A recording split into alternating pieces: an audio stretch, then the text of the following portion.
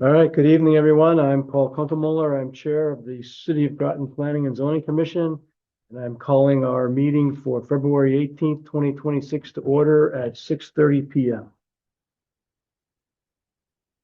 First item on the agenda is the roll call. I am here. Ms. Bergeron is here. Mr. Boris is here. Mrs. Lottrop is here, and Mr. Rusk is here. Also present is the interim city planner, Taylor Lucier. Welcome, Taylor. All right, next item on the agenda is approval of minutes from the Planning and Zoning Commission meeting of January 21st, 2026. A motion to approve? I make a motion. All right, motion from Ms. Bergeron, Second. second from Mr. Boris. Any discussion on the motion? Anybody have any changes? All right, hearing none, I'll call for a vote. Everyone in favor of approving the planning and zoning meeting minutes from January 21st, 2026, please say aye. Aye. Opposed? Abstentions? All right, Mr. Boris, you are an aye? Aye. Aye, okay. So the minutes are approved 401.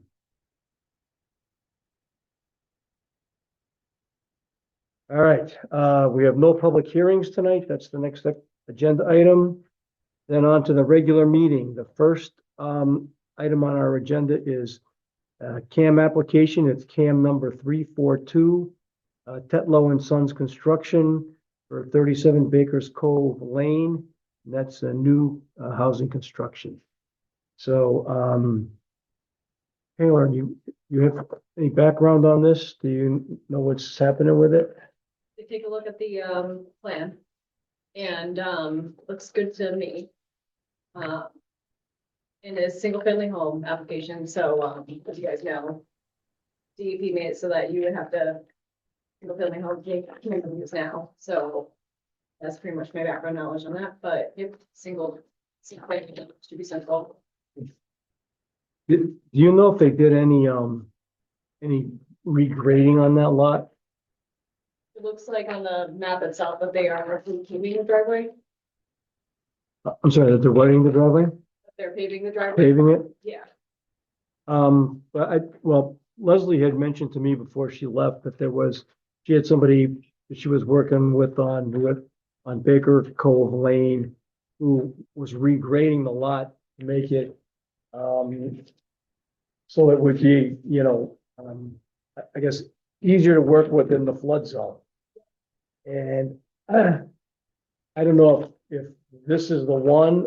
There's only a couple of empty lots there, but I was just wondering if if the regrading had been done and if anybody had taken a look at the slopes or the potential runoff that might have been changed by the grading. So there's nobody here to represent the applicant. So I'm sorry, Mr. Chairman, can you hear me?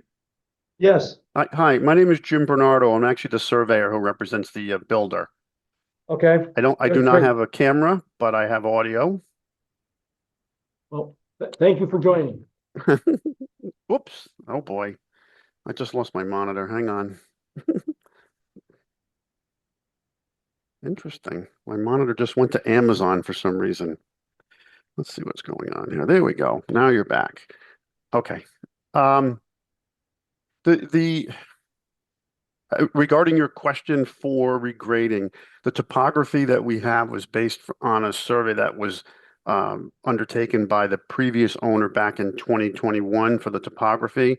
So I don't know if there's been anything newer that has happened on that property as far as site grading. The grading that was there then back in 2021 indicates that the site was predominantly elevation 11 in the northerly corner, sloping down to elevation about elevation 9 in the southerly side or westerly side of the property. And as you know, the flood elevation there, it is an AE zone. The flood elevation is 11. So back when this topography was done, the site was entirely within the flood zone and flood elevation. Okay, and you're not aware of any regrading that was done on the site, is Not that that I'm correct? aware of. As I no, as I recall, it's still pretty wooded, so I don't think there was any changes in grade there.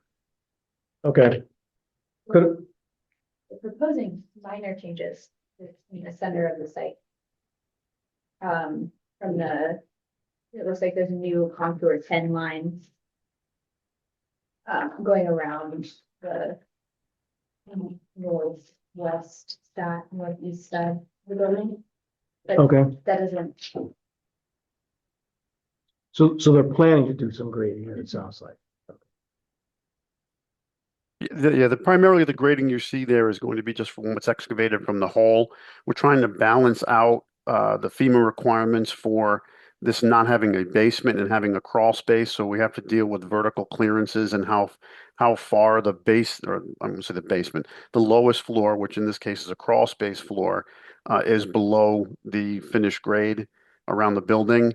And then as well as the vertical height, if you're over, as I recall, 5 feet, then it's considered a basement, which is not allowed in a flood zone. So that's why there is some grading, but we're not anticipating bringing any material in. It will be just from what's excavated from the foundation hole. All right, thank you. You're welcome. Anybody, commissioners, any questions? yes. So I'm seeing the Form A zoning table on the site plan. And I just have some questions about the changes, the proposed values here. So for one thing, the lot width goes up only by a tenth of a foot, but is that intentional or is that a rounding? I'm sorry, I have a hard time hearing you. What was your question again? Yes. Sorry. For the zoning table in the top left-hand corner of the site plan, the lot width is shown. Oh, it's proposed. And just making sure that we're not changing any of the lot lines, right? Those are staying the same. No, we are not. Uh-huh. It's a lot of record. It was approved in the 2007 subdivision, so it's a lot of record. There's no change to any of the property lines. Okay, thank you. I was just. That's really. All right, so there's gonna be some minor regrading done. Is that how you would characterize this? That's correct, yes. Based on, it's just gonna use material that's being removed from where the crawl space is gonna be. That's correct. Okay. And You can see the crawl space is elevation 8.5, and it's sitting on approximately the 10 contour, roughly between, right around the 10 contour. So by the time we excavate down, excavate for the footings and remove that material, we're anticipating there'll be enough fill coming out of that hole to facilitate the site grading. And then obviously the foundation will have flood vents so that it's flood compliant. all right. Other questions or comments from commissioners? Would like to state that I live across the street from this proposed building. It's not going to affect my decision in any way, but I thought I should mention that. All right, thank you. That was Ms. Bergeron. All right, anybody else? Are there any, that looks okay to you? If they do need to bring in Phil, do they have to notify us or anything? They bring a bill? Yeah, It depends on how much. Yeah, we have Yeah. levels at which they have to get permission. okay. Doesn't sound like they're bringing in any at all at this point. Or because of being in the flood zone, will the project have to the volumetric balance? There's a flood storage rate you have to keep the same as that's there going forward if from FEMA. Usually we have the state has rules on that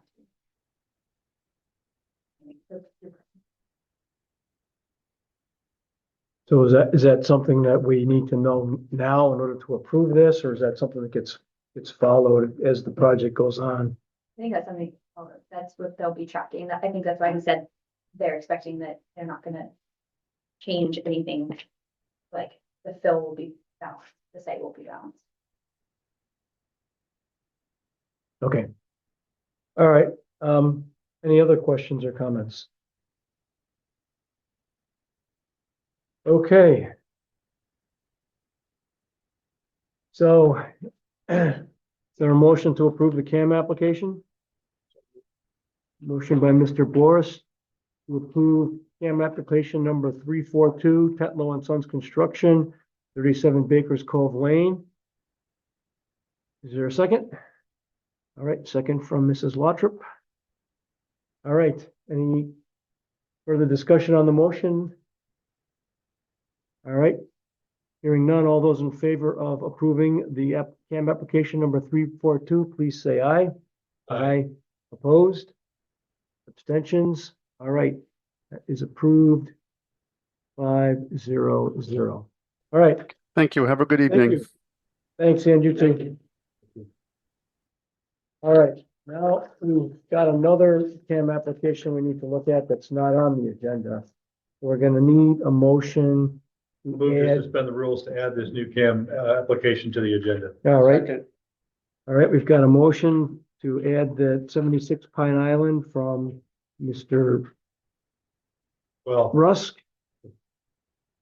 if strictly follow parliamentary procedure, we first have to take a vote on suspending the rules to add something to the agenda. Okay. And then we can. Add that thing. Yeah. All right.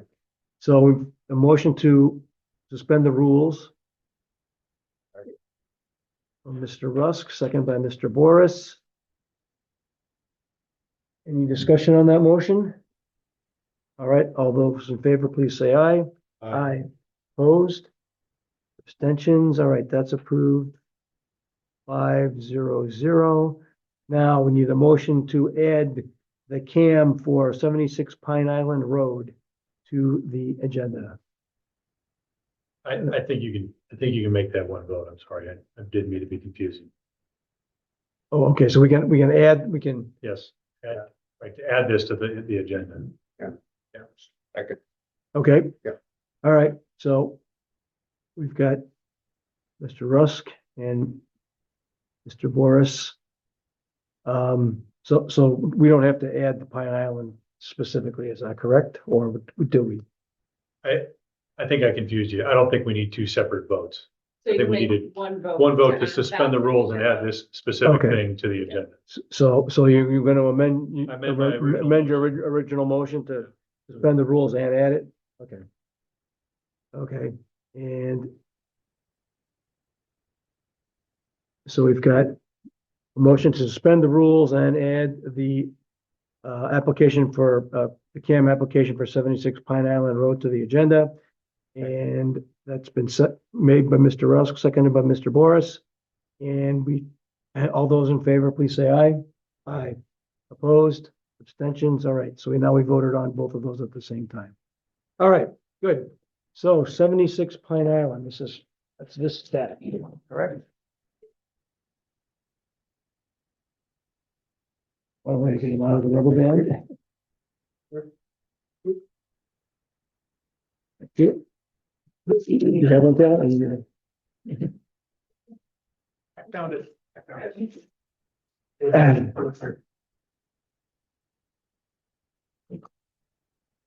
All right, so this is another motion for a new construction, correct? So do you know any background on this one, Taylor? Leslie did review this. At the time when it was submitted in September, they were informed that they did not have to go through a CAM application. But, the October 1st date of single family homes name CAM review passed and they got wetlands approval afterwards. They have not pulled the building and zoning permit yet, so I am bringing this to the commission to make sure that it has all the proper permits needed to proceed. That is part of the minutes. Right. So anything, of note on this one, are they they're in a flood zone here too, I assume? Or not? I would. In the coastal hazard area. Oh, yeah, right. Right.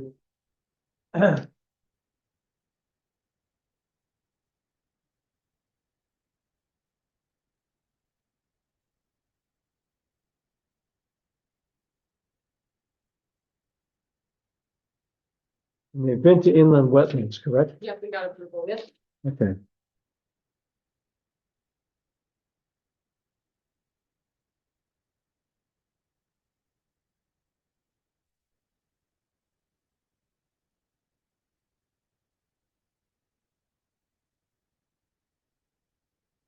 And the approval was in December 2025.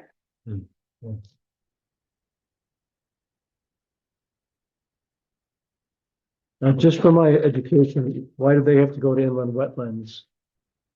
They get it disapproved.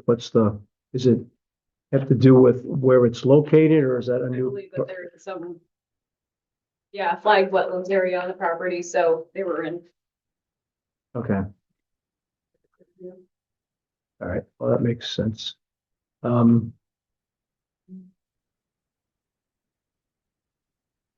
Okay, anything else? Anything look questionable about the application or what they want to do?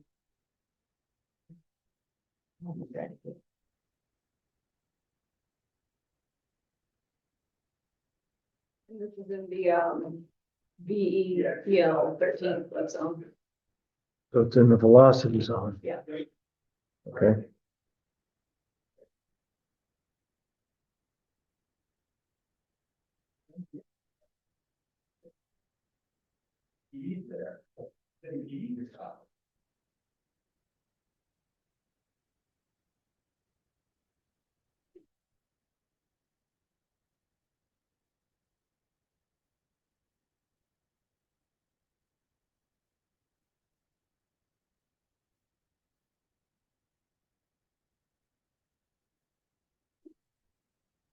And Cal, you said Leslie has looked at it and she was okay with it.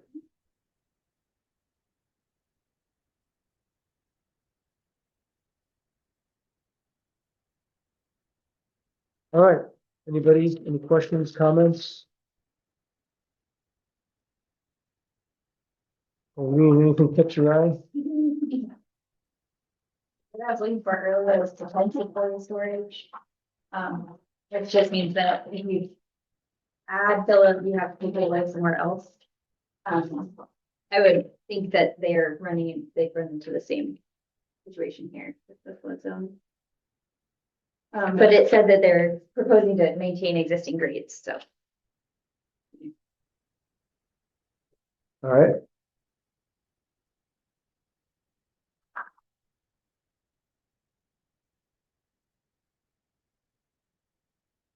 So they're gonna maintain the existing grade, so. If that inland wetlands, okay.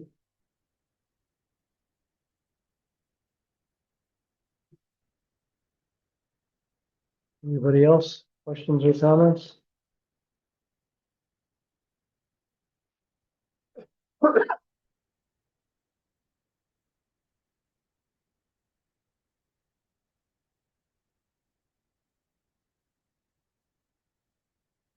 That floor plan?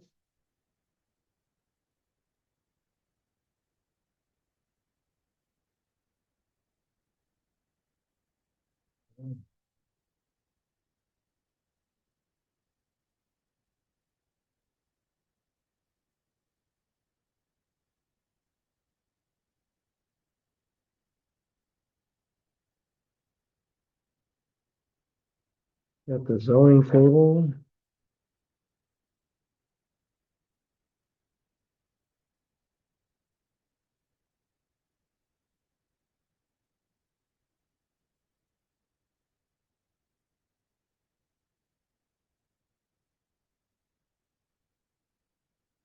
Looks like they're closer to the street than the zoning allows, correct? I was worried about that too. It's a small lot. Yeah, well, it's a big lot, but it's only got a small, It's a third of an acre or almost, but what's the required setback? according to the table, it's 25 feet. Oh, He's in. And they've got 15.5. But,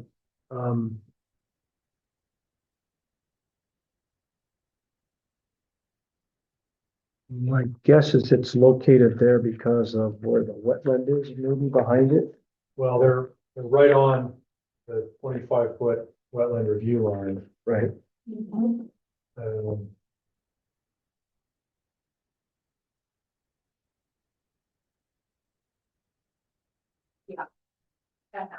Yeah, just stay away from the wet, that upside.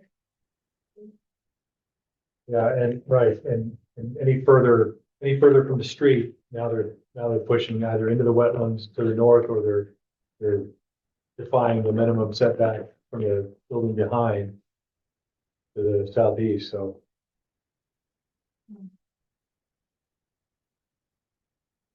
I know a lot of the houses in that location are built up.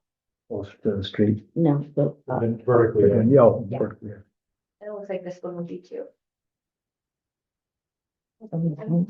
Like 3 stories, you're close to it, Well, it says 32 feet. the first floor at 15 feet. And Oh, okay, yeah, 2 stories on stilt. yeah, the spot shots are 3, yeah, ground floor.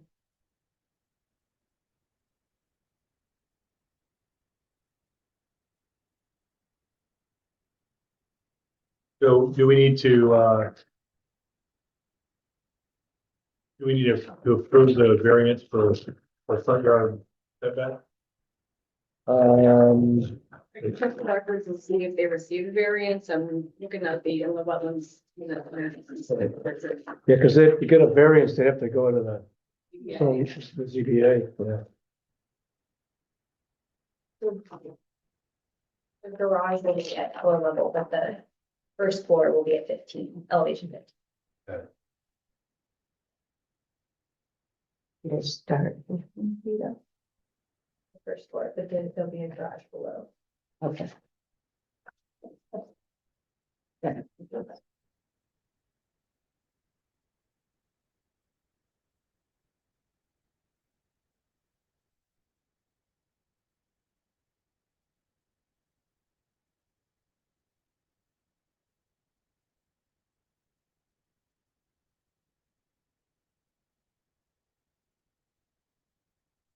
I don't think this, the back line is a big issue, but from a design perspective. But. Yeah, let's get this into, what the paperwork. Paperwork we need for.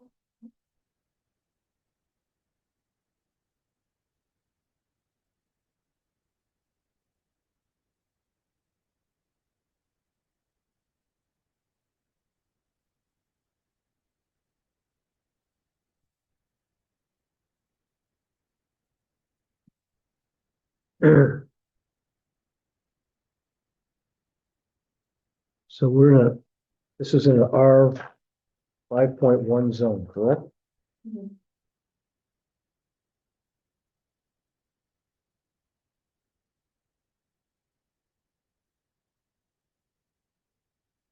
Not seeing anything added in the minutes for the wetlands approval. Regarding the setback.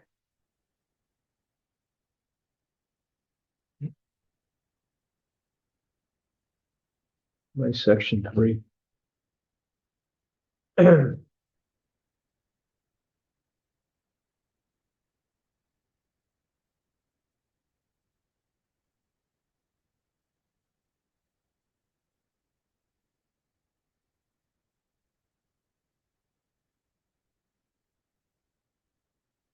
R 5.1. Minimum front yard setback is 25 feet or the average setback line observed by buildings on the same side of the street between two intersecting streets, whichever is less. So if the other houses on the street are that close to the road, they're okay, right? That's the way I would read it. It looks like that is the character of most houses in that area. There's one that's, I'm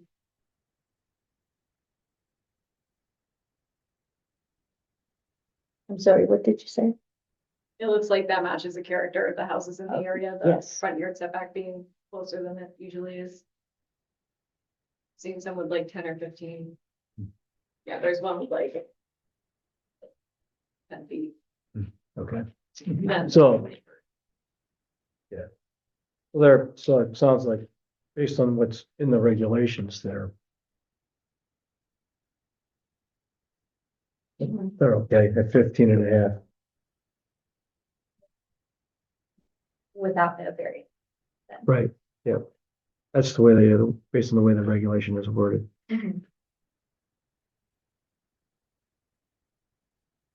Consistent.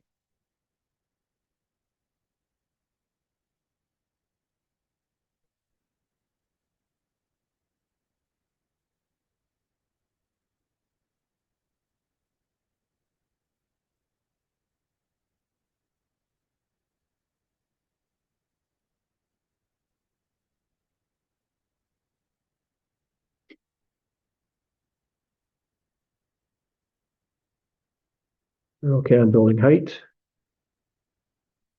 So, yeah, it looks like they're not gonna change the contours.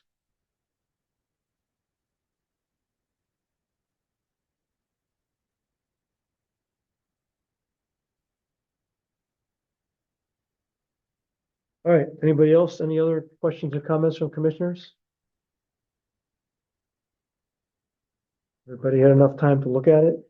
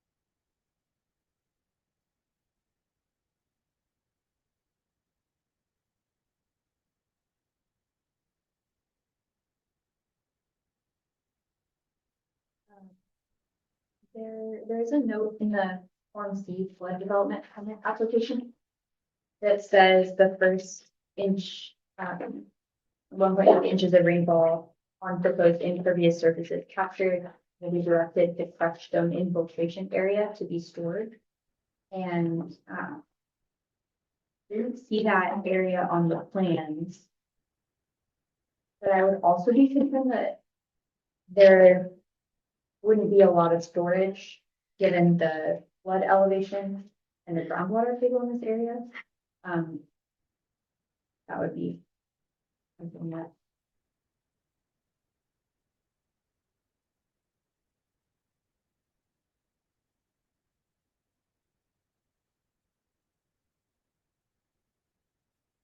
would be probably seasonal storage.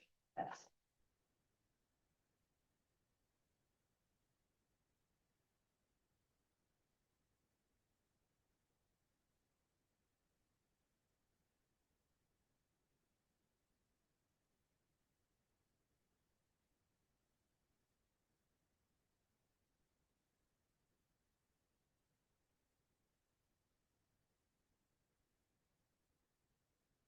What was that note, Lee? It's on the first page of Form C, flood development permit application.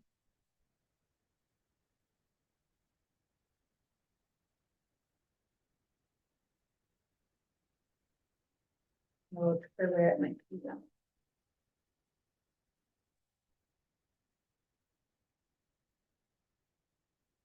Is this, It's right at the bottom of narrative general. Yeah. okay, yep, I see it. Thank you.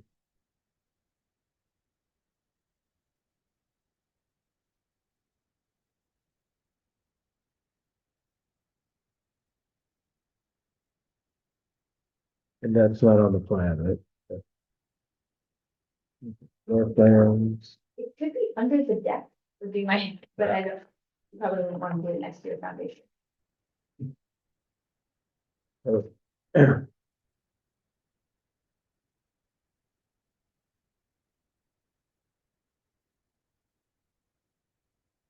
Is that meant to be?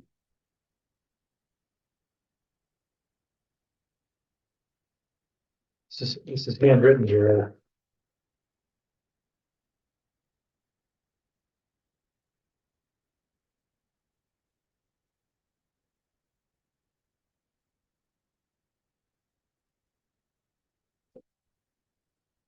It follows the comment about stormwater best management practices in place. I'm wondering if that's meant to be best practices comment? Is it prescriptive for this property? Or is it a declaration of what is going to be, what is in the plan to be done for this property? I was taking it as what is planned to be done. That's what you- I'm not trying to find meaning where there is a meaning, but I'm just trying to read the.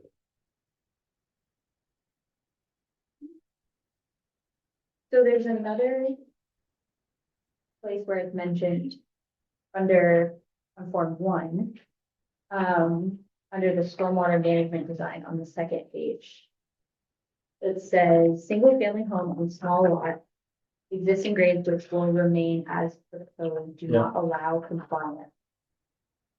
Minimal depth crushed stone infiltration area will store first 1.3 inches of rainwater from impervious area. Okay.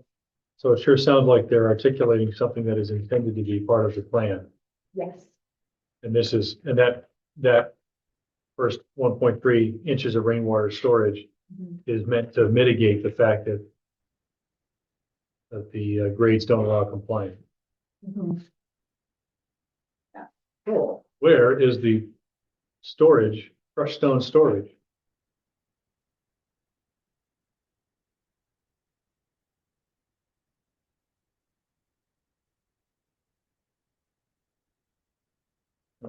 Property survey, so that's not gonna.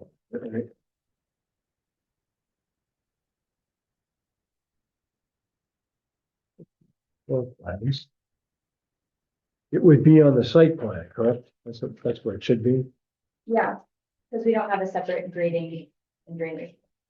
The engineering document does declare under point 2 environmental protection and conservation that this project includes best management practices for erosion and sediment control as well as on-site stormwater management.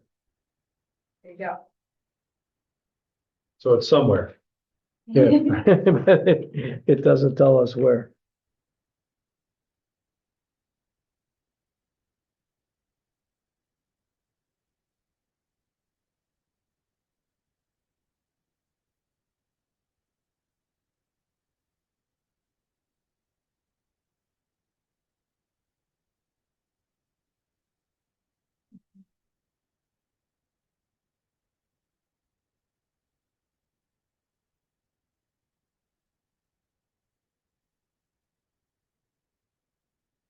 The stormwater management plan does not meet the requirements of 7.7C.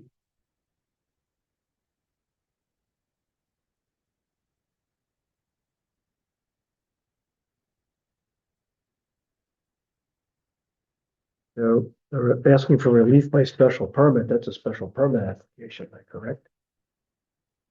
Well, Leslie, hold on, didn't even camp review, so they Also need a special permit too.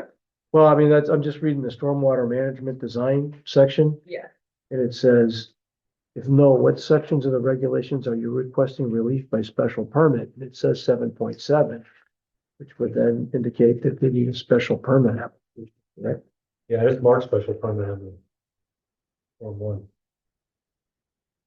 Okay, we're not- yeah, they initially, meant the application as a special permit and a camera view.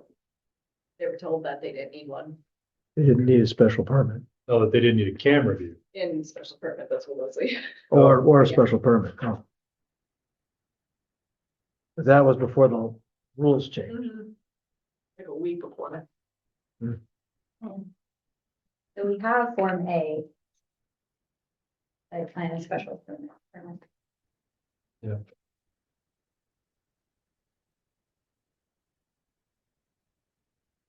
But we're not, I mean, we're not actually.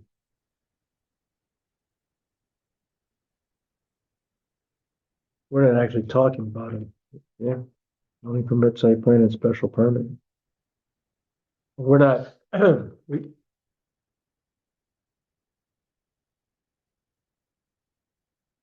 We don't have any numbers on this. We don't have a special permit number, application number, we don't even have a CAM application number, correct?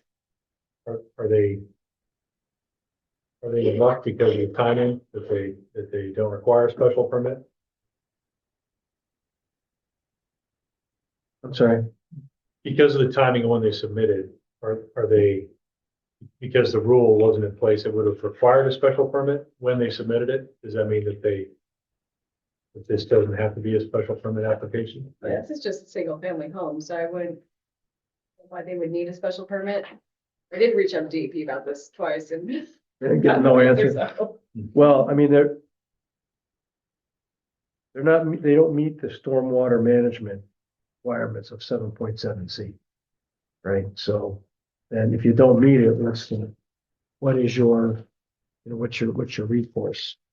And Paul, you're saying they don't meet it because we haven't found the crushed stone storage for 1.3 inches of water yet? Well, no, I mean, they're saying on the stormwater management design Yeah. that they don't meet the requirements of 7.7C. Okay. And then they explain what they're gonna try and do, but that apparently doesn't meet the requirements. I'm not an expert on 7.7C, but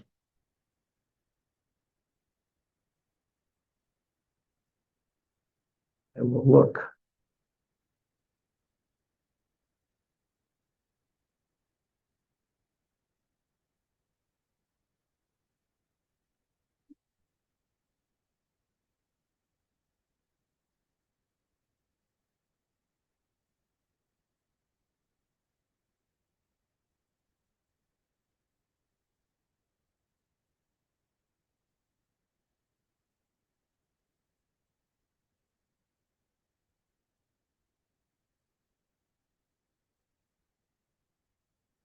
All right, so stormwater management.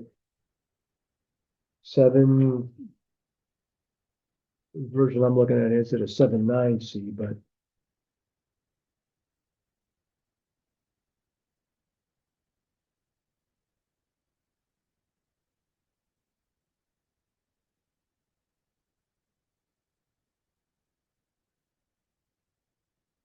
Permission made by special permit reduce the requirements of specified in 7.7C, provided that adequate information has been submitted by the applicant for the commission to evaluate the request, and the city engineer has provided a recommendation for such requirements cannot reasonably be attained at the subject property, and or such requirements would be of limited practical benefit on the subject property, or the commission has received a report from a professional engineer hired by the commission at the applicant's expense, providing a positive recommendation regarding the modification. So, as far as I can tell, we don't have either of those things. yeah, I don't think. Even if we have, even though they've checked special permit application, they don't have the things that we need to be able to modify the requirements, as I read it.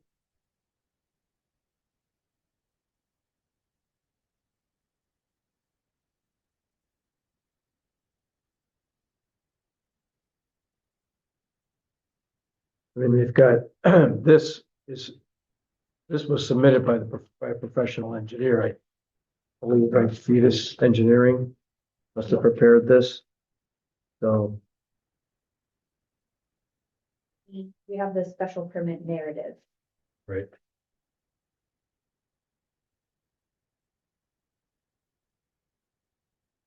so where's the special permit narrative? It's one of the stapled Fetus Engineering packets. Oh, okay. There's one that says site. Site plan plan narrative. narrative, yeah. Special permit, application.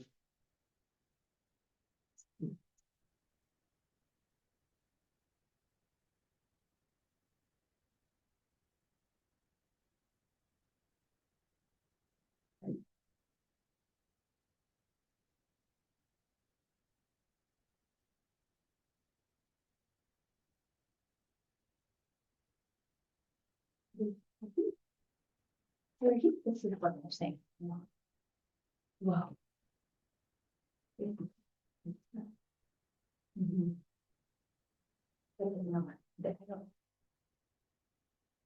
Oh, here we go. Special permit narrative.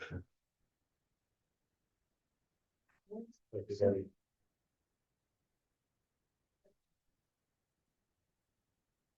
So. They're requesting relief from section 7.7. Section 7.7 includes preparing a stormwater management plan. So there's, am I reading it right in saying that they're not, they don't want to, they're not doing a stormwater management plan? Report.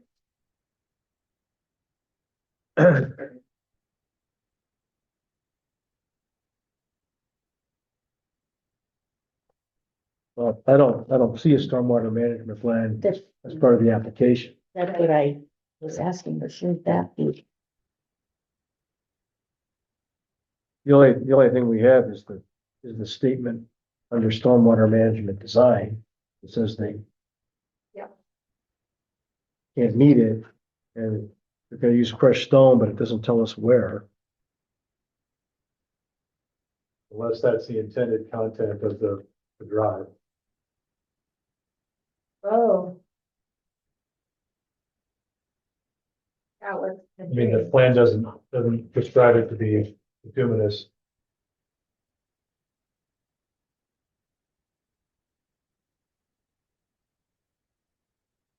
Starting to make a lot of assumptions here. No, that's what I'm saying. No, I can't assume that it's bituminous. 'Cause Yeah. It doesn't say it like the other plan does, but it doesn't also say that it's crushed stone either. I mean, in the legend, there's a mention of catch basin, but it's not articulated on the plan.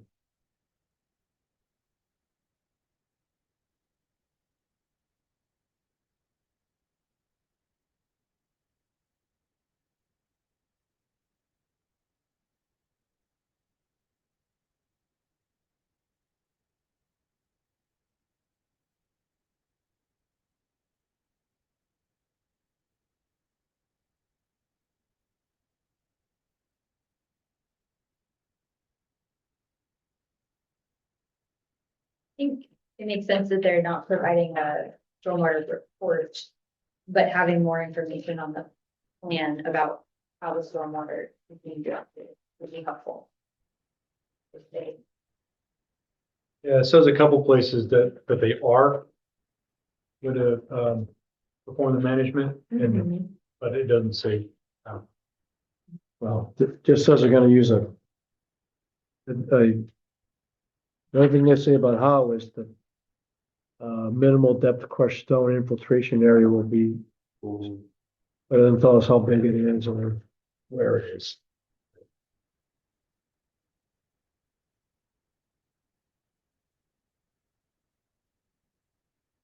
I mean, usually the stormwater management plan is like this thick. It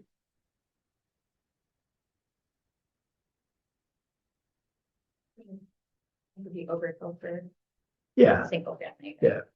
but it should at least tell us how big the, and where it's gonna be located on the property, I would think.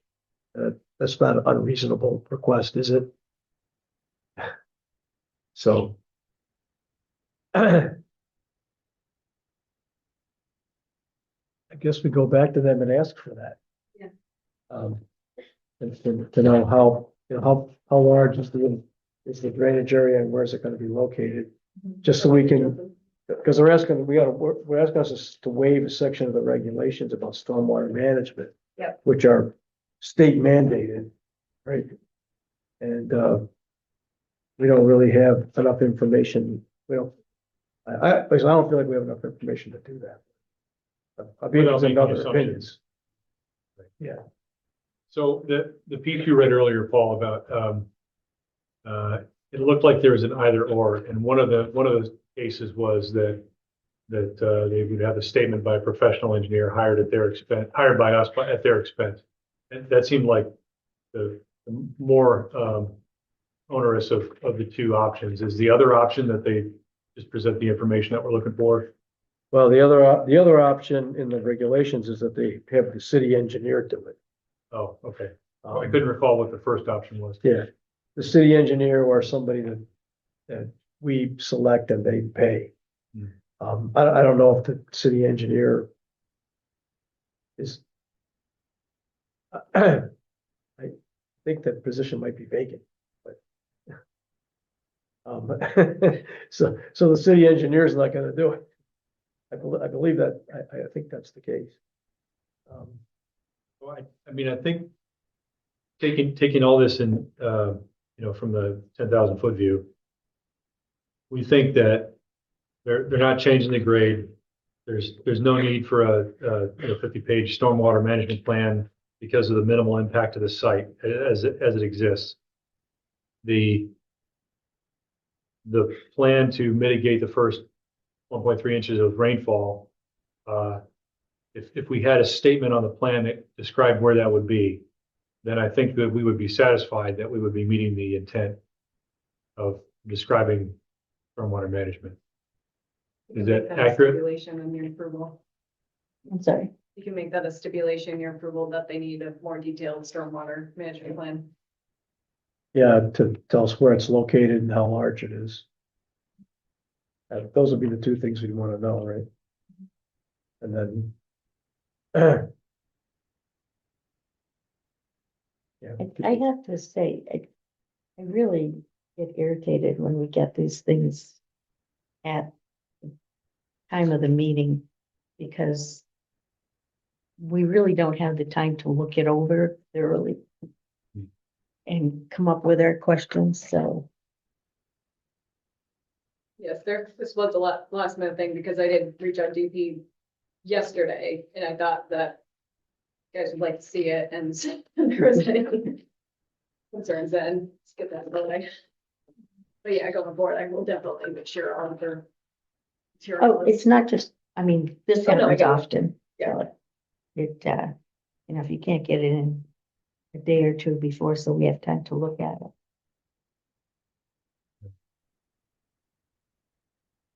But Yeah. I think we just convinced ourselves that the option's on the table to approve it with the condition that that information added to the plan. It provided the information on the location and size of the, how do they refer to it, the crushed stone infiltration area. Yes. Which very well could be the driveway. Right, It right. just doesn't say that. It's, So an arrow in a sentence probably would clear all that up for it. Yeah. I would appreciate a sentence explaining why they think infiltration will work on this site. Because in flood zones, typically, there's nowhere for the water to go. That's the issue, right? So having an infiltration area doesn't always do what we want it to do. Hmm.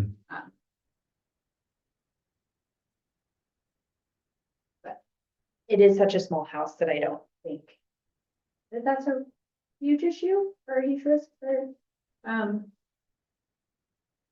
for this. If it was, a huge development, then they could do manufactured treatment devices or like more, something else. An underground structure, tank or something. Yeah, but this, so I'm not that concerned with it being small, but it would be nice to hear that they had thought through that.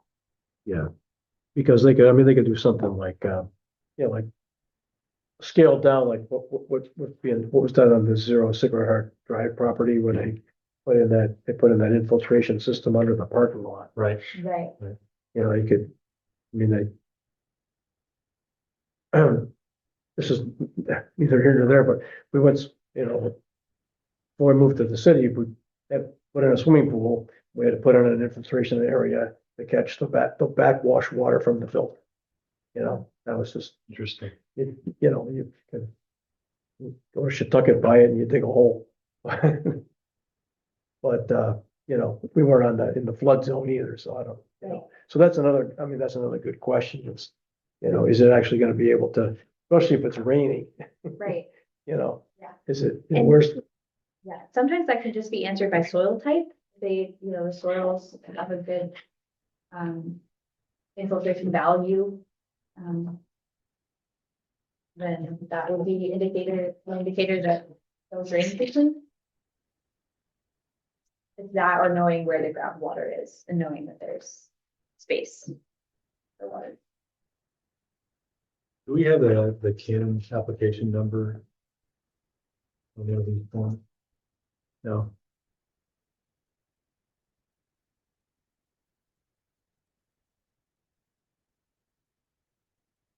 is that, Sierra, would you know this? I mean, the city assigns the CAM application. The planning and zoning office assigns like the CAM application number or the special permit Yeah, application number. I believe Danny does that when she filed that. Yeah. Yeah, and since I told Danny I would just throw us on the agenda, she did that for the application number. This decision was made yesterday afternoon.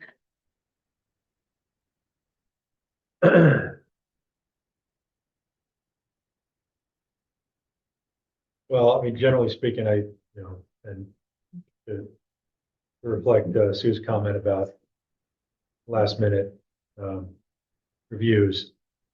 I appreciate that sentiment, and I don't generally like to make rushed sort of decisions.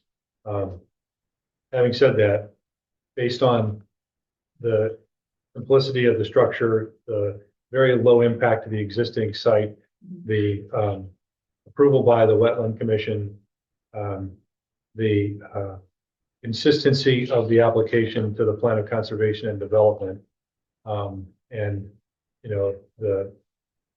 what I would deem good use of the space. I move that we approve this application to be numbered later,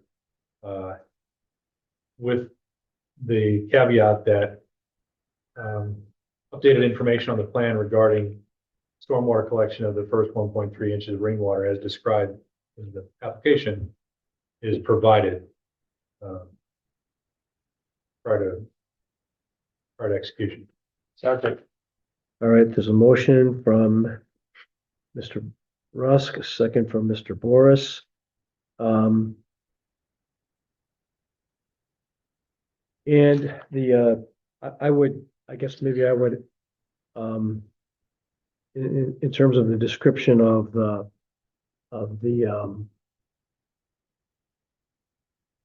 infiltration, I think we should ask them, for an analysis of soil type, groundwater level, where is the infiltration area and how large is it? As for those specific pieces of information. That make, you with that, Taylor? Yeah.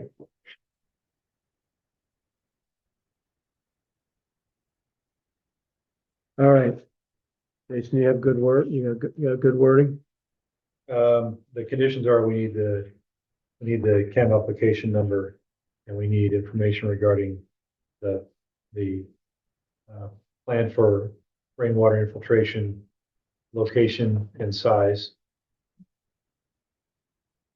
The other thing was an analysis of soil type and groundwater level. Analysis of soil type and groundwater level. And I don't, it could be and or, I don't think you need both of those pieces necessarily. Okay, Soil type or groundwater. Yeah.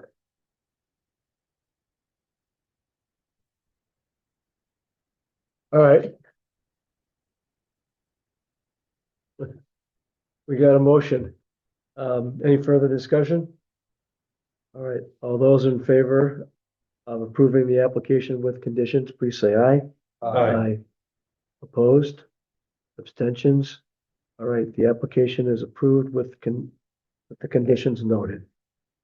Thank you all. All right. Now we're on to the next item on the agenda, which is discussion of possible zoning regulation amendments for section 2, section 3, and section 7. So last meeting we were looking at the draft regulations that for section 2 that Leslie issued in September of 2024. And we were comparing those to the version that was actually approved in January of 2025.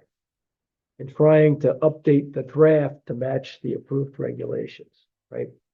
So as I thought about it afterwards, I asked Sierra if there was a Word version of the approved regulations available, and she was able to send that to me. So what I could do then was I took that and I compared it to the version, the draft version that we were looking at, see if all that would have been incorporated and what had. And almost all of it was incorporated into the final version. So, but it just seemed easier to me to, rather than trying to rewrite the draft based on the final, to just compare the final and the draft. And I can, you know, we can put the document up and look through it page by page if you want to. Because there were a few other things that I caught. It's mostly like wordsmithing stuff, you know, extra spaces, missing spaces, you know, that kind of thing. Couple of questions that I had. So we can go through that, if you want. And, you know, it might be worthwhile so we can say, okay, we're finished with section, we're happy with, you know, this update to section 2 that will do it, you know, as part of some future update on the regulations, right? Because I do the same thing for section 3, really minimal differences there between what was approved and the latest draft I had from Leslie. Again, wordsmithing type stuff. When you get to section 7, it gets a little more complicated because you got a lot of parking, and there's parking stuff for, you know, there's a special parking section for GC and GCR, and then the next thing was signage. And when I got there, I quit because the Leslie had sent out a draft of the signage regs that had been, you know, a major rewrite of what was approved in January of last year. okay. And there were still some things that, you know, she was going to add to it, like, you know, says put a drawing of this in, you know, and I haven't seen that. But, you know, we could go through sections 2 and 3 if you want to just walk through them and see what they look like. I can, you know, I learned this new trick about how to look at 2 documents next to each other, and I can even do it with a PDF. So it was a learning experience, but So you're saying you have a an editable document I have an editable, that matches the stamped copy that Leslie had in her binder here last night, Yeah. or last meeting. yes, Okay. yes. And then I- Because and then I- rev control, I think, was probably my biggest concern. yeah. So I have this thing called, it's called, final draft PK comments, PK updates right now.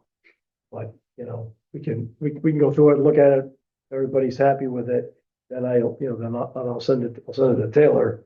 And, she can like visualize it as, what we might want to do in some future application. I don't think it's worth doing a change to the regs for these, for a handful of, wordsmithing things, but, and there's a couple of them in, same couple of things and type of things in section 3.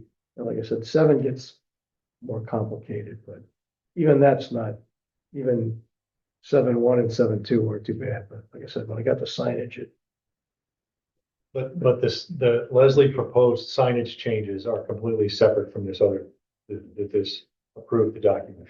yes, they're very different. Yeah. Well, they have a lot of the same content, but it's, Right. she's got like drawings and things that aren't in that. But when we go to look at that, the signage bit, we want to have a printed copy of the signage piece and maybe the editable, PK working document on the screen that we can see what we like and amend the. Yeah, the and look. update it as appropriate, but. Yeah. But I mean, the other thing I can do with the signage piece is I can send it out to everybody, the 2 versions and say, take a look and see what you think. But I mean, I would appreciate a copy of the official version.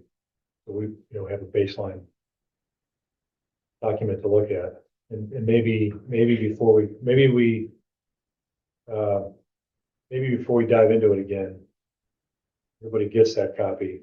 We can look at what we have. We have our notes from last time. We have other versions that we might have kicking around.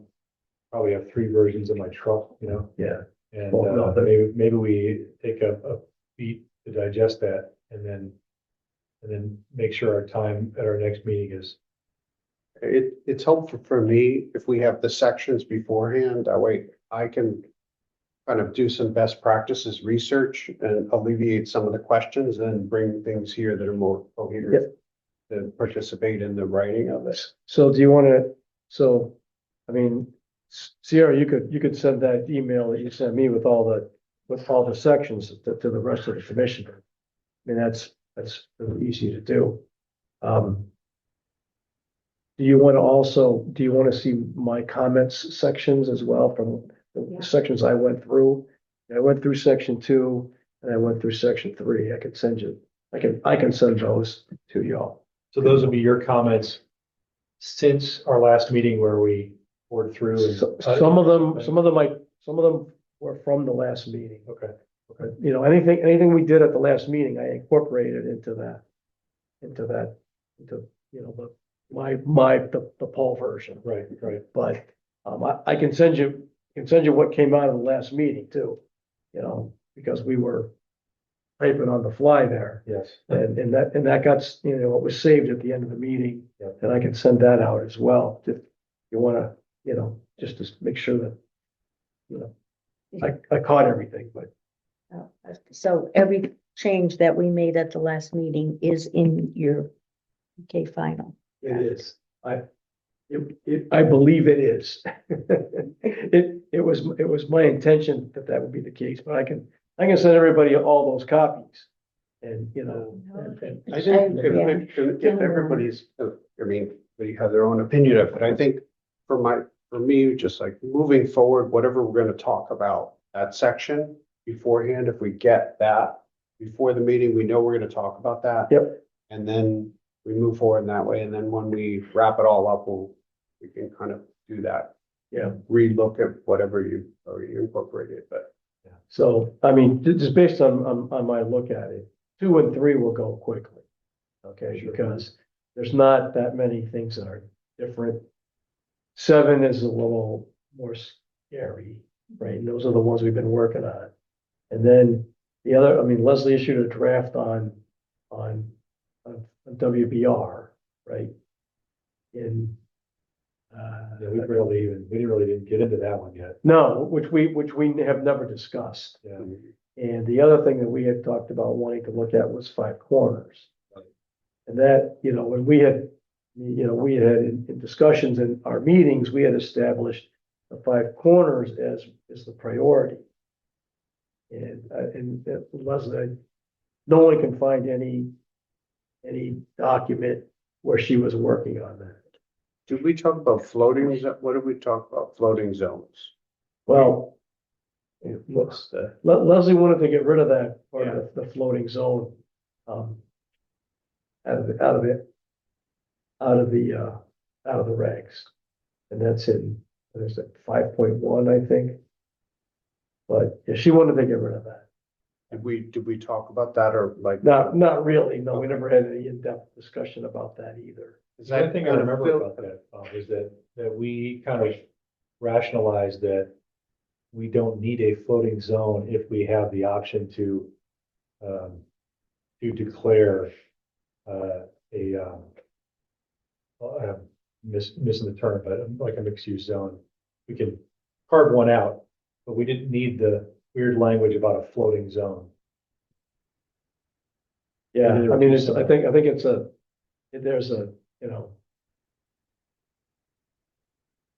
I guess there's probably a couple of ways to look at it, but yeah, I mean, Leslie didn't think that was the floating zone was a good way to do it.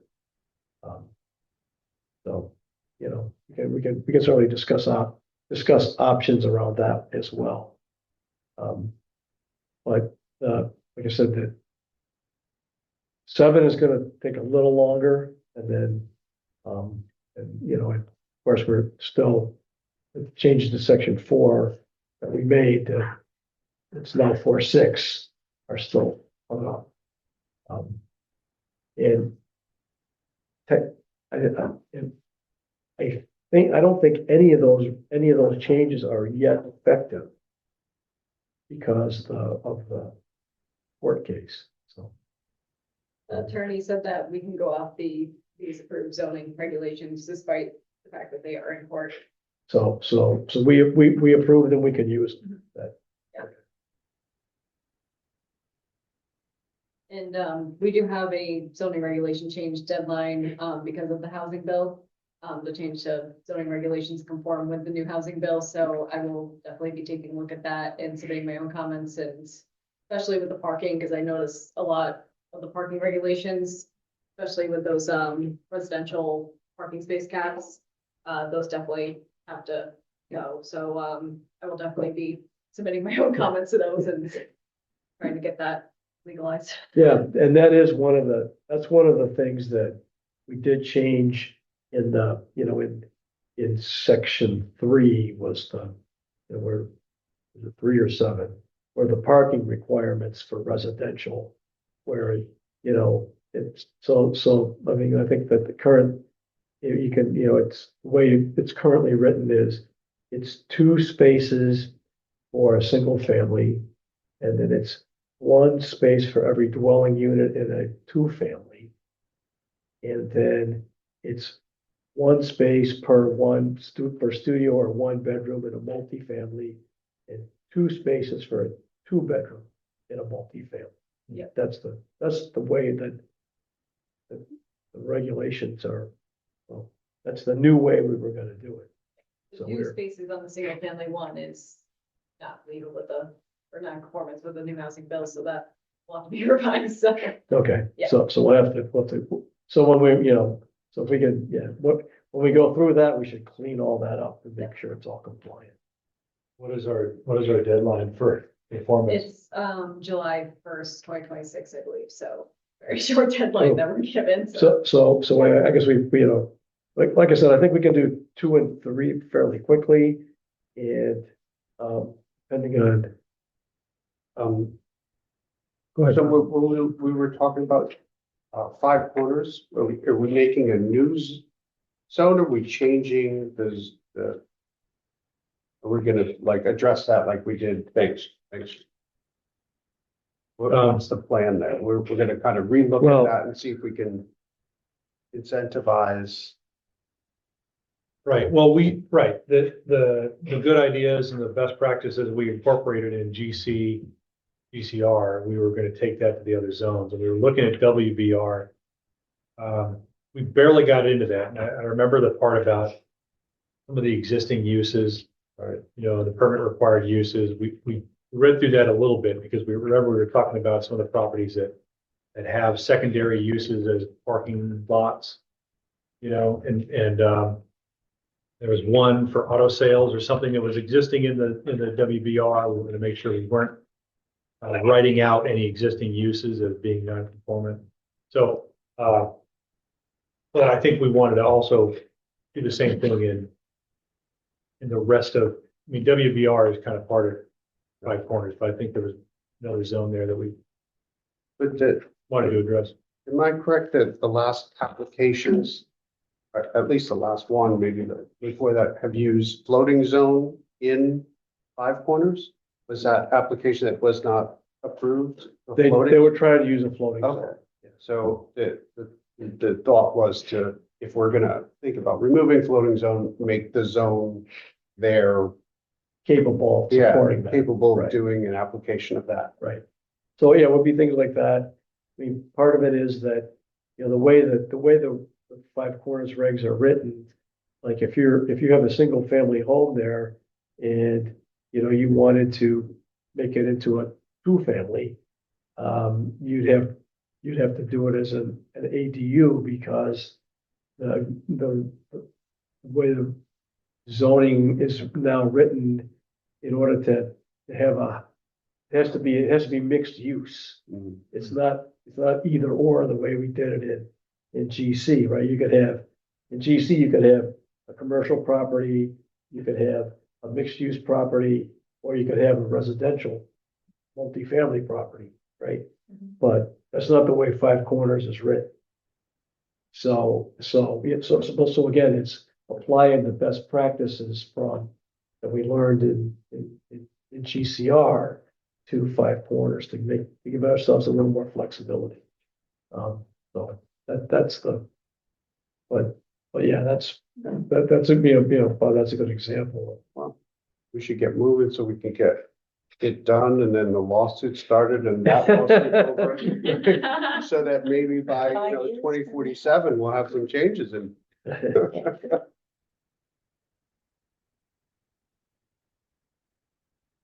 But I heard it right that we can now use the newer, cool. So what would happen if somebody relied on those regs? So if, say that court denies the decision, then the people that had applications that were accepted with these, zoning regulations, they would be, non-conforming if we were to go back to what was previously approved. So what if they already built the building? They'd be non-conforming. Because we approved, based on these regulations. But what would that mean other than they're non-conforming, but you don't have to tear it down? Right. Yeah, it just makes, the problem when you make something non-conforming is they can have trouble like getting financing and things like that. Right. But yeah,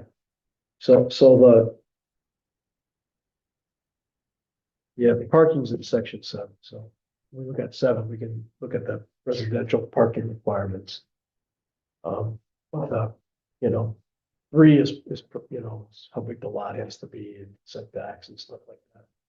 That's and what you can build in certain, R1s or R51, 52, 8, 12. And that's seems pretty straightforward to me. Okay, so in your draft, PK final draft, what sections that you have done already and made the changes? I have done 2 and 3. And I'll get those out to everybody.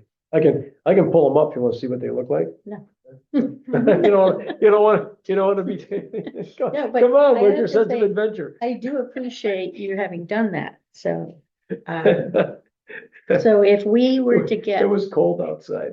So, that's why my next proposal is based off of the current weather conditions. So if Sierra can send us all the full document. And we can just review in our own mind 2 and 3 for any grammatical or spaces. And leave it, the words are the way you have it. Yeah, or if you find something that you think we ought to talk about, that's fine. So we'll just raise it. But we could, But you know, in general, those are set. right, but we could, like, as Jason suggested, we could, have one in front of us, put one up on the screen that we can edit. And then just go through, get everybody's input, figure out what we want to do, write it down, save it. But either Jason or Bob had mentioned, so we can look at what section we're going to do Yeah. next ahead of time, and we're gonna do 7 next. Well, I thought 2 and 3 will go, would be fairly straightforward. Pretty We much could done. Get those done. Yeah. And then, then the next one I would work on would be 7, because that's got the parking that has to do with housing, so, which we need to fix, right? Or we could, 2 is definitions and 3 is, what you can do in different zones. We might as well clean those up because they're straightforward. And then we go into 7, there's the parking, there's signage, which is the one that looks like it's gonna be, well, they look different. So, but my guess is the content is largely the same. And then 7 has lighting and bill and, those kind of, those standards type of things. But I think a lot of that will go fairly quickly too, But once if- we get through the signage stuff. But if we have it ahead of time, like one of you made the comment, we can look at it at home before the meeting. And then we can put it up on the screen and go through Yeah, absolutely. Yeah. That would be most yeah, efficient. that would be much more efficient then, So our homework will be to take a look at 2 and 3 right? and plan on chewing through them at the March meeting.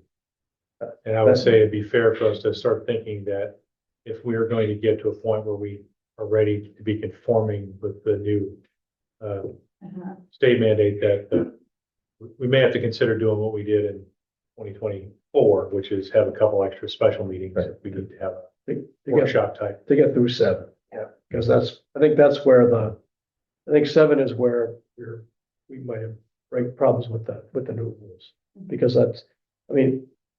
Taylor, is there anything else in the new legislation that we need to be worried about?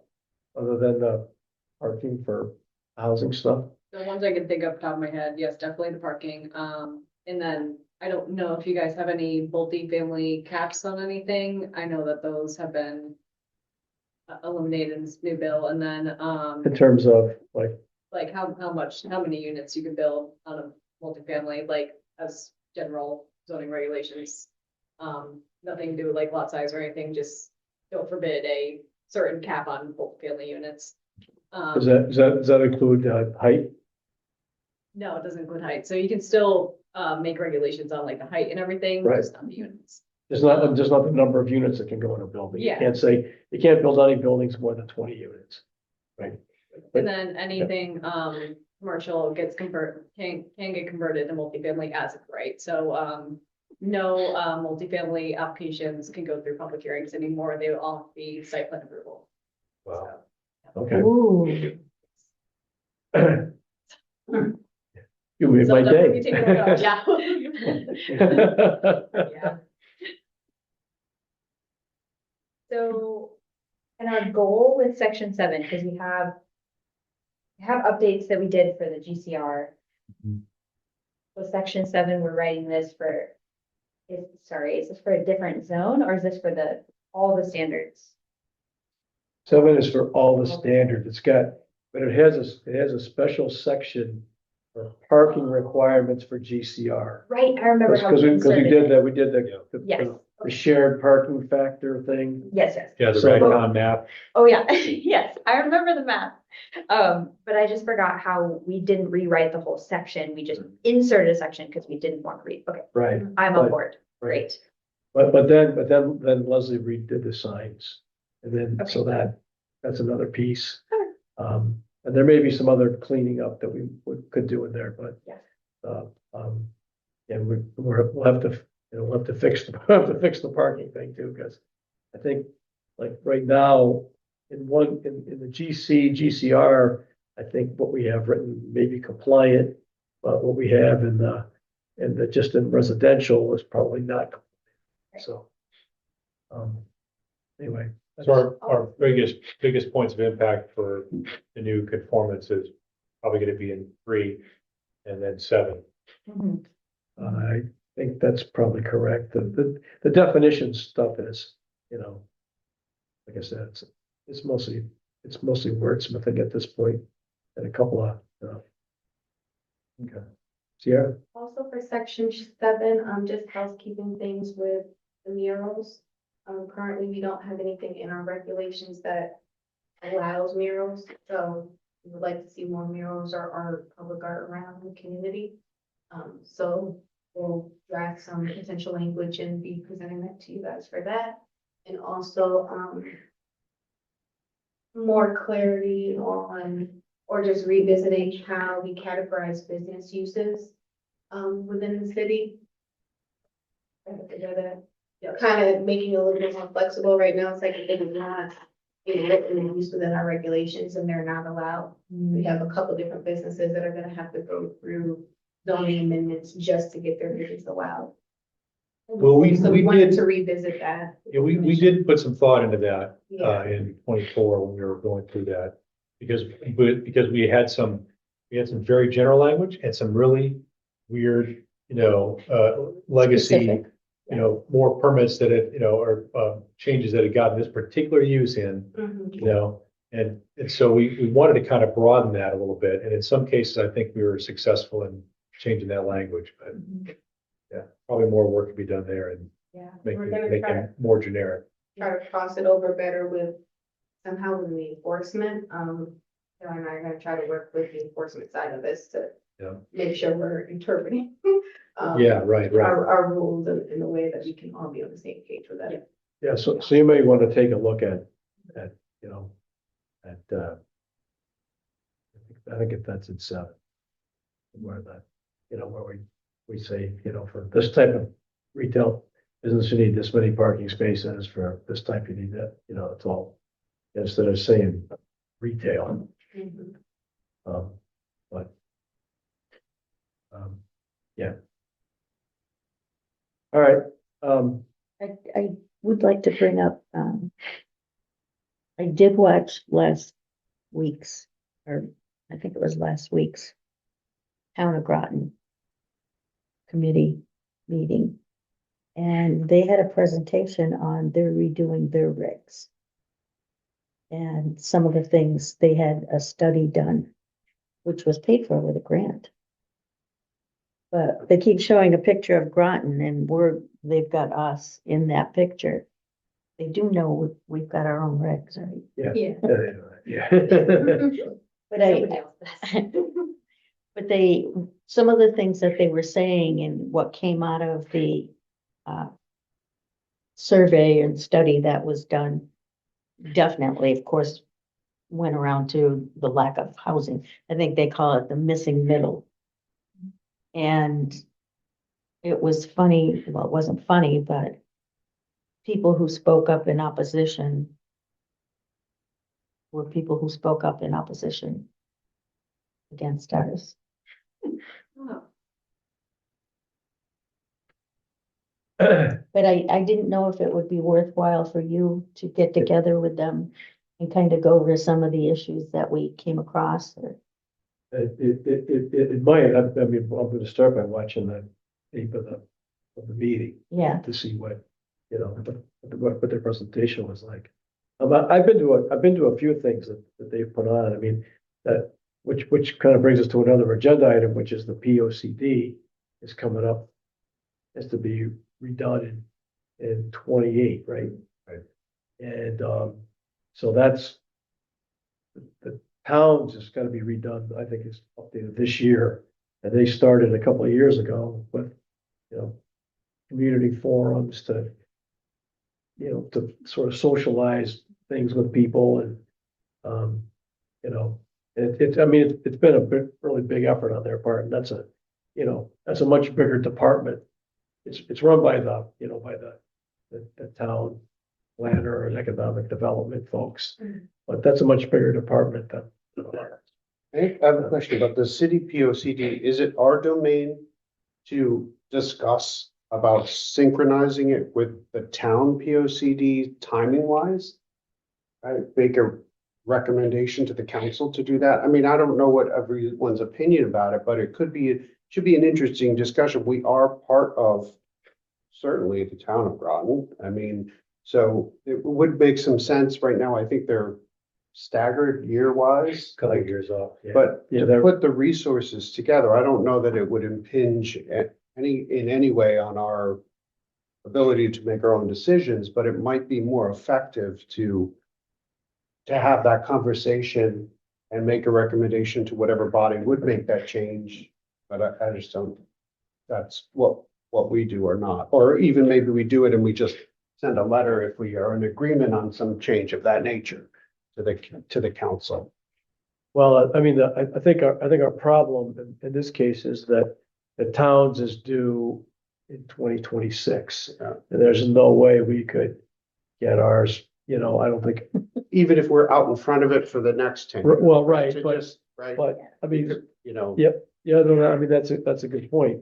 We do ours in 28, when they come up again in 36. But that way that when we do ours, we are in the mindset that it's the one after that is gonna be, you know, and some of these lawsuits will be done by then, so. Well, I'll toss out a counter argument to that. That's that, you know, the town does theirs, we get to look at it and see where we can harmonize and where it makes sense to harmonize and where we might want to go in a slightly different direction because of our, you know, situation. Main Street or whatever, so that's. Would that be negatively impacted even if we did it in the same year? We're still a separate entity. Well, you know, I mean, we'd have to work pretty closely together with them, I think. And, you know, we'd have to, Right. well, not saying it can't be done, Yeah, but it right. would be, you know. There's more players in the mix than, you know. And I would think, like you were saying, that if they're doing it when we have to do our next one, it would be nice to have theirs done and we can look and see what changes they made that we may want to adopt. So that comes up with, you know, a ton of ideas that we Well- may not think of. But I mean, I think obviously, we don't think we can synchronize with 2026, but as we take a look at what the town does in 26 and we do ours for 28, maybe we could be thinking that maybe for the town's 2036 Yeah. update, that maybe we could synchronize ours and have some meetings with them as they plan so that we're in harmony, that we could update ours 2 years early and reset the clock so that both plans would be synchronized in the same year. We would just have to give some forethought on how we do that in a way where we don't both turn up with our homework and they say two different opposite things. We don't want, You're yeah. going this way, we want to go that way, you know? Well, I mean, in some cases, we may want to take different paths, but Right. I mean, I think the situation is you can do it early, but you can't do it late, right? Isn't that the way it works? Yeah. I mean, it's, you know. And the last time we updated the P O C D, I think we used a contractor, Yes. Planometrics, right? I believe so, yeah. And so, and so we have to budget for that. And, but I know that the town has done they've done a lot of like outreach work. I don't know, you know, I don't know how effective it was, but, I mean, people, I've been to a few of them and there's people there, you know, they serve dinner. If there is a required outreach component for the POC updates, correct? Yeah. But anyway, so that's on the, Sierra, did you want to say more about that? I jumped up the agenda to. No, that's fine. I think, we just kind of wanted to bring it up to put it on the radar. I think,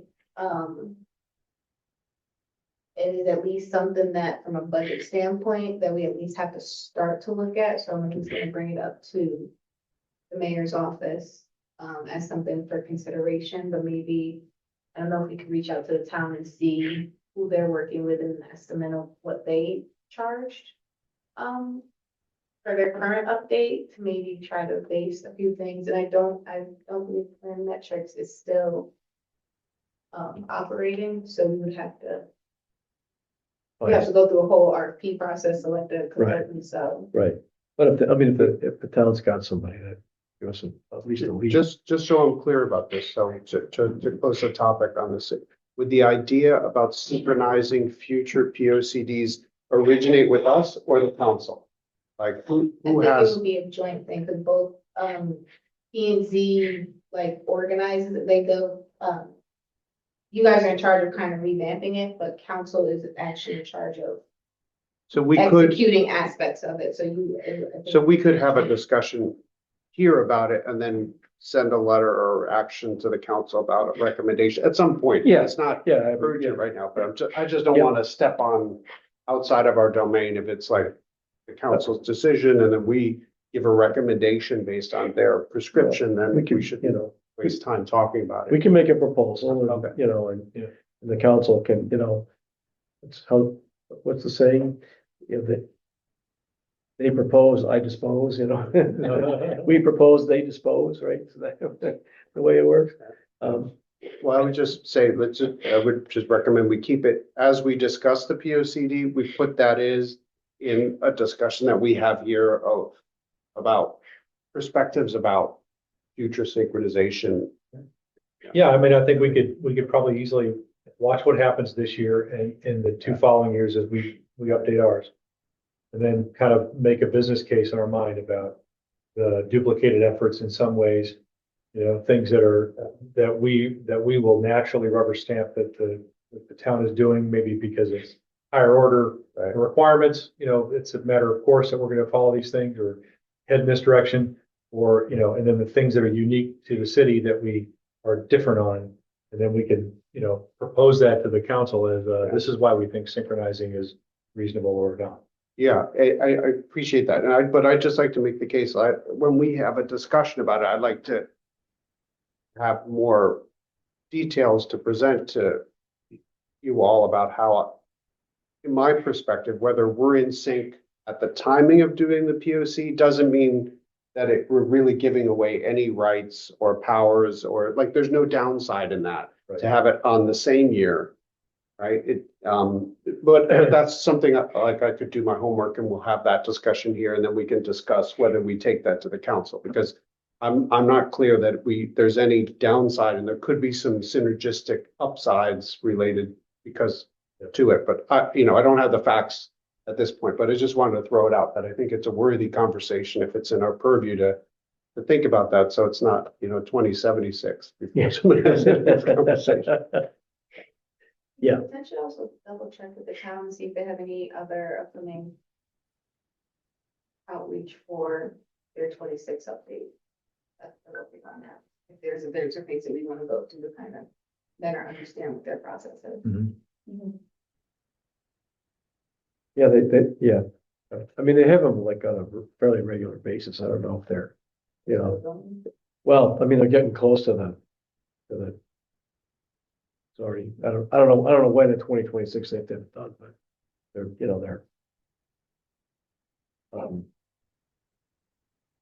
The time is shorter than it was a couple of years ago when they started doing it. But I've been to a few of them and they're interesting. I don't know, I mean, they get, like, I've been to a couple of them where they would put up a map and they would say, everybody take these stickers and put them where you think that we should build housing. People aren't putting them in the middle of Long Island Sound. That's the kind of thing that happens. The general Or the theme, city. I've been to many of them too. The general theme is like everyone agrees we need more housing. It's just, Yeah. it's not in Noank and it's not in this area. It's Right. not my, it's not Right. where I put my dot. It's Not in my backyard. the city of Groton or like, so. But I mean, you have to go through the process and everyone Right. has the right to Yep. have their voices, but Right. it's a tricky. But I just, those are the kind of things that I've seen, you Yeah. know, people, you know, that, I've been to a couple of them where they do things like that, so. And maybe there's a conversation of like how, what kind of outreach we do for those events to try to get the, a broader scope of people. And I know like some families that I'm aware of who are like young parents, they're not aware of when these meetings happen, but they're very interested in affordable housing. And have lived here all their lives and When we first kicked it off in the town, I was chairman of the EDC at the time, and that was one of the major discussion was young families don't have the time to attend these. Mhm. And they're, you know, how I was really pushing the companies that they hired to do the POCD work on how are you reaching this group of individuals, this voice? So, Yeah. yeah, it's not a science, but I don't know what the decisions were made, but they're aware of Mhm. the data sort of problem from that section, so. And I did see the POC, I think it was the town, or maybe it was a stormwater plan. But they were at the farmer's market this summer, and that seemed like a good place to run into. Yeah, that's right. Farmer's market library. But Yeah, I mean, that's a really good point. It's like you know, to meet them where they are, Mhm. not, you know, not ask them to, not, you know, ask them to come to something additional that they wouldn't already be doing, right? Yeah. That's a good point.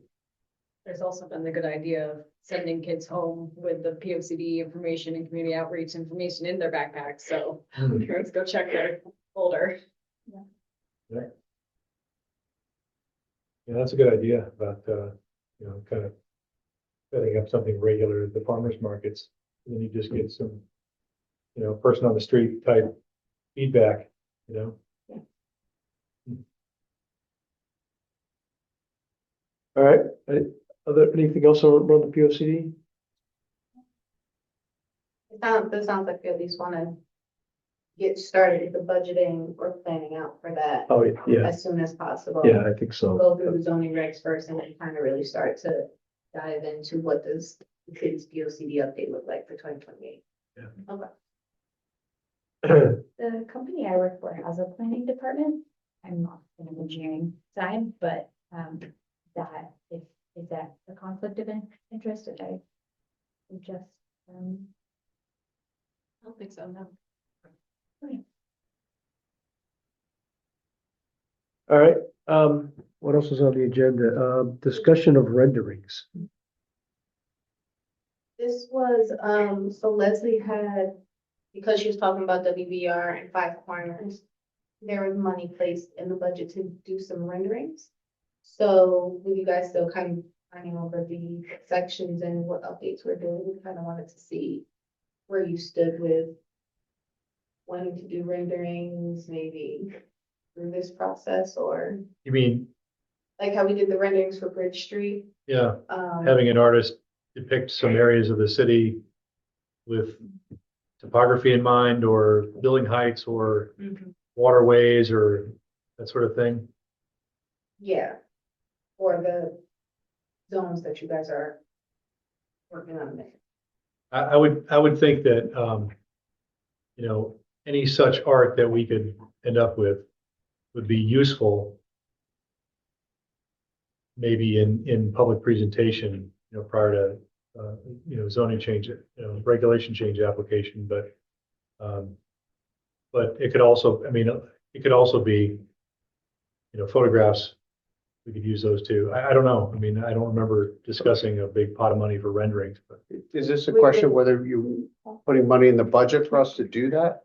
There was already money, because I guess you guys were going Okay, to move forward with the Five Corners or WBR at some point. Mhm. So there was already funding and a contract put in motion to move those forward, but since we don't really have the rendering we don't have the amendments yet. Right. And we still don't have the renderings, kind of wondering like, what do we want to do with this? We have this available kind of thing, it's like, how do we want to use it? I think last time we did the Bridge Street, it was more so, you guys have already made the amendments and then the artist kind of used that to construct the renderings. Right. If you guys wanted to do it an opposite way where, Oh, this is, the They're having art for the the- streetscape and what, Yeah, to show the yeah, public and it shows the hearings. topography At the and all public that hearing. stuff too, but it can get to the weeds of whether we have.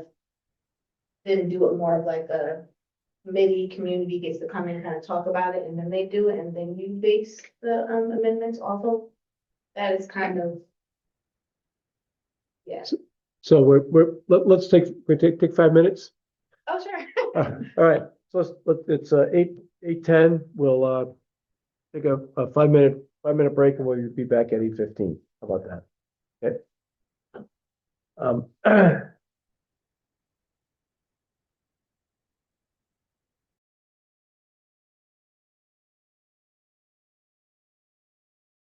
All right, so we're talking about rendering, right? I And just found this blurb, that Leslie left, but she said she retained renderer for illustration of phase 2 zoning reform. The ability to demonstrate existing and proposed images for improvements has proved extremely helpful in conveying ideas and possibilities. Areas to be reviewed are primary and non-residential. I think she's referring to, Five Corners. The goal for the reform include but are not limited to creating places that people want to be, making the development of such spaces legal, preserving, developing, and improving places identified in the POCD as spaces that can improve the livability of distinct areas and zones, increase housing and opportunity for economic development, and generate spaces and housing, and house businesses that are compatible with residents, existing business owners, and visitors. So she had under the, got it. to So, go with the zoning reform. that's her, to yeah. paint this picture. so we just need to bear in mind that there is some money set aside for some rendering that might help our case when we go to,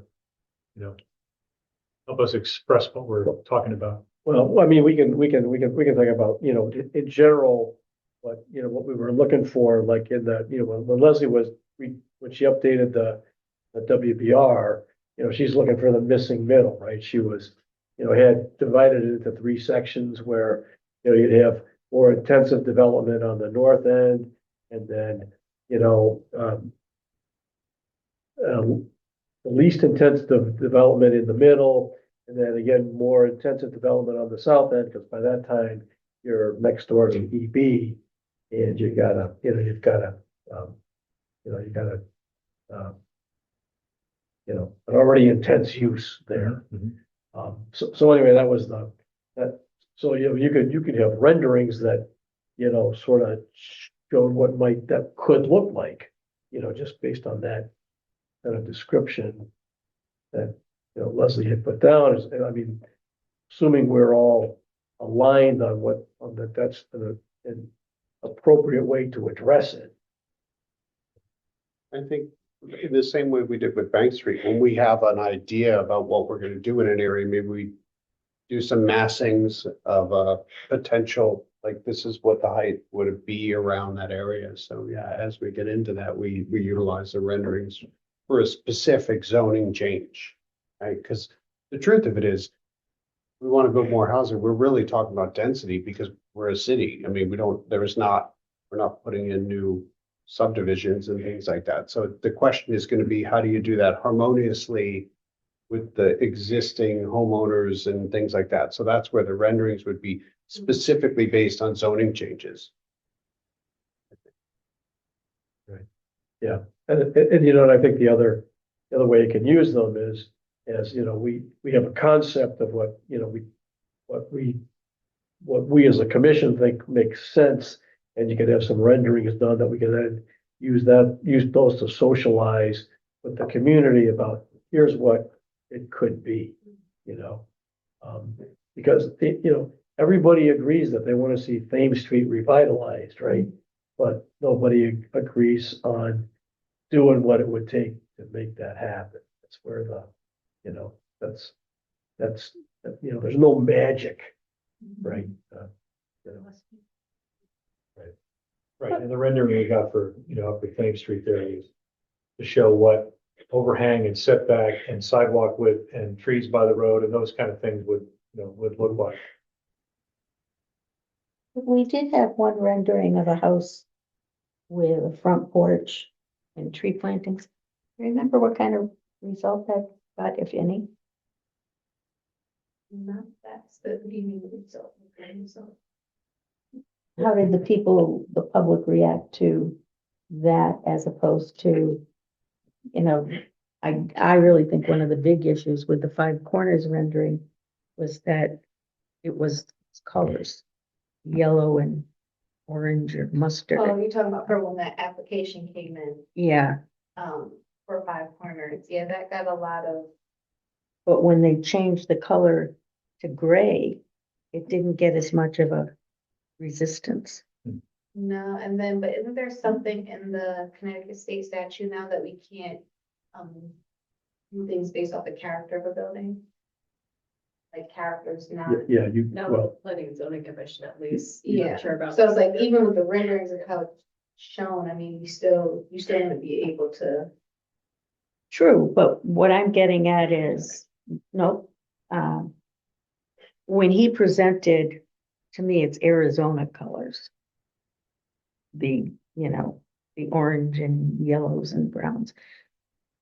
That people immediately were like, that's an ugly building. But then he came back with it done in gray shingles. And it wasn't much of a change in the building itself. People were adaptive to that. So if we're looking at presenting things to the public, no, we can't make people build a certain, front porch and color. But if we bring to the public when we're doing changes to the regulations and it's more in tune with our demographics and our area, I don't think there'd be as much resistance as them getting another orange and brown building. So agreeable, Brian. Yeah. Yeah, I remember the public meeting for the zoning upgrade. We had some negative feedback on the renderings, just from the perspective of that we can't guarantee that that's what will be built. True. That's what I remember being the biggest pushback. Otherwise, no one said that they were ugly that I remember. Yeah, I think that was just, it's always kind of difficult to process when you put something that's visual, this is what could be done. Yeah, We understand intellectually that, yeah, that's, the plan comes and the construction happens and you get what you get and we can't steer all the details and, but just to give an option, this is just one thing that could be, we got feedback like they've already got a plan that they're gonna build exactly that, it's tough to offer what could be, so you have some way of gauging what it might look like in your mind without fixing that particular image, that particular piece of art in your head this is what they're doing. Let's be mindful of that when we get renderings done, I guess. so we've got money to do it in this fiscal year, correct? Yeah, so we already have a contract signed with the same renderer, Russell, I believe it is, that did the Bridge Street Okay. renderings for us. So we need to, are we obligated to spend that money? With him? And we have a contract and the money is, we'll just be setting that, making sure that is encumbered. and set But we aside. don't have to pay them. That we said, the contract doesn't require us to spend that money with the option, right? I'm just trying to Have assess the whether. option of not working with them? Is that what you're asking? No, well, if for some reason we didn't get to the point where we needed renderings done in this Yeah. fiscal year, We don't have to would pay the them. money dry up? Would they get paid without doing any art? Yeah. I'll have to go back and double check the contract to see exactly yeah, how. it works. yeah, are we obligated to do anything? Right. I guess that would be the question. Yeah. Is it prepaid? Right. It's, I mean, I think it's a good idea to do it. It's just that we're gonna do what we should make sure that it's, there's planned. Right. All right, anything else on renderings? Okay, talked about the P O C D executive session. We don't need that, right? There's nothing new. And so that brings us to adjournment. Does anybody have anything else? Anybody? Welcome, Taylor. Yes. I did just want to, yes, oh, I'm sorry. You have, is it something here? Yes, so the city, we're a Connecticut Main Street partner, so we are going to start to use our membership a little bit more. Connecticut Main Street is a state organization that helps for revitalization of downtowns, corridors, et cetera. They bring a lot of different technical support and expertise to like actually do like the glue part of like you guys write the rules, but how do we actually get the activity moving and grooving? So they are actually going to have an event March 12th. It is in Hartford, but I sent an email out to the group just gauging interest in whether or not you guys would be interested in attending. The city will cover the tickets, but yeah, if you could send me an email whether or not you're interested, or if you need more information, I can resend the invite with links and a little bit more details about the event. But it's March 12th. It is from 8 a.m. to 1 p.m. Lunch, all that stuff will be provided there. I did attend a walking tour in New London hosted by Connecticut Main Street, like back in September, and it is worth it. It is pretty cool information, so I do recommend it a lot. Yeah, I actually, yeah, it did, from your email, it did sound very interesting, I thought. Yeah, And the 12th would be a Thursday, right? correct. What's it called? It's Connecticut Main Street is the host, and it is, the topic is building a Main Street business ecosystem.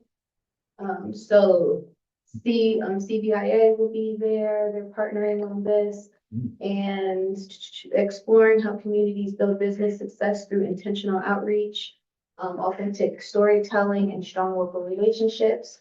Policy panel, will also be examined. Business ecosystem focus panel, and plenty of networking. So this one is focused on the business aspect of it, but we also have we do an annual assessment from the Economic Development Commission side of this. And so that will be coming up again too. So I will also be sending an invite for this commission to join that discussion so we can kind of be a little bit more a part of everything that's going on. All the kind of economic development discussions that are going on here. All right. Yeah, thanks for inviting. I come across that again the other day and I thought, should mention that tonight. So good. Thank you. All right. Anybody have anything else? Move we adjourn. Okay, motion to adjourn from Mr. Russ. Is there a second? Second. No, go ahead. Second by Mrs. Lawton. All right. And we are, aye, everybody, aye. Aye. All right. So we are adjourned at 8:28.